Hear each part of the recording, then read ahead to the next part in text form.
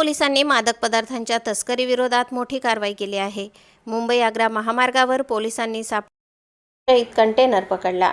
या कंटेनरमधून तब्बल सुमारे 175 किलो मादक पदार्थ जप्त करण्यात आला आहे। या कारवाईमुळे जिल्ह्यातील मादक पदार्थ तस्करीचे जाळे पुन्हा एकदा चर्चेत आले आहे। मिळालेल्या गुप्त माहितीनुसार धुळे पोलिसांनी ही कारवाई केली। कंटेनर क्रमांक MP09 CG 3199 पोलिसांच्या रडारवर होता। त्यानंतर पोलिसांनी सापळा रचून कंटेनरची तपासणी केली। तपासणी दरम्यान प्लास्टिकच्या गोण्यांमध्ये संशयास्पद मादक पदार्थ आढळून आला। एकूण 200 ड्रममध्ये हा पदार्थ भरलेला असल्याचे पोलिसांनी सांगितले। प्रत्येक ड्रममध्ये सुमारे 875 ग्रॅम मादक पदार्थ असल्याचे समोर आले आहे। या कारवाईत सुमारे 175 किलो मादक पदार्थ जप्त करण्यात आला। जप्त केलेल्या मुद्देमालाची एकूण किंमत सुमारे 19 लाख रुपये असल्याचे प्रेस नोटमध्ये नमूद आहे। यामध्ये मादक पदार्थाची किंमत सुमारे 15 लाख रुपये आहे, तर कंटेनरची किंमत सुमारे 4 लाख रुपये असल्याचे सांगण्यात आले।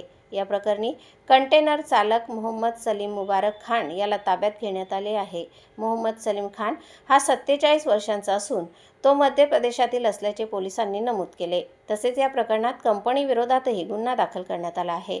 संबंधित कंपनीकडून बेकायदेशीररित्या मादक पदार्थाची विक्री केल्याचा पोलिसांचा आरोप आहे। धुळे पोलिसांनी या प्रकरणाचा सखोल तपास सुरू केला असून मादक पदार्थ कुठून आणण्यात आला आणि तो नेमका कुठे पोहोचवला जाणार होता याचा तपास केला जात आहे। या तस्करीच्या मागे आणखी कोणाचे हात आहेत का याचाही शोध घेतला जात आहे। तस्करीच्या संपूर्ण साखळीपर्यंत पोहोचण्याचे आवाहन आता पोलिसांसमोर आहे। या कारवाईमुळे मादक पदार्थ तस्करांचे धाबे दणाणले आहे। धुळे पोलिसांच्या या कारवाईचे सर्वत्र कौतुक होत आहे। मादक पदार्थांच्या अवैध विक्रीला आळा घालण्यासाठी पोलिसांनी कठोर पावले उचलले आहेत।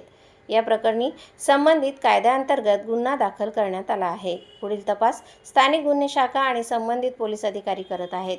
तपासात आणखी धक्कादायक माहिती समोर येण्याची शक्यता आहे। मादक पदार्थ तस्करी विरोधातील ही कारवाई धुळे पोलिसांसाठी महत्त्वाची मानली जात आहे। आता या तस्करीचे कनेक्शन कुठपर्यंत पोहोचते याकडे सर्वांचे लक्ष लागले आहे। प्रतिनिधी अजिम शेखसह स्वराज्य न्यूज धुळे।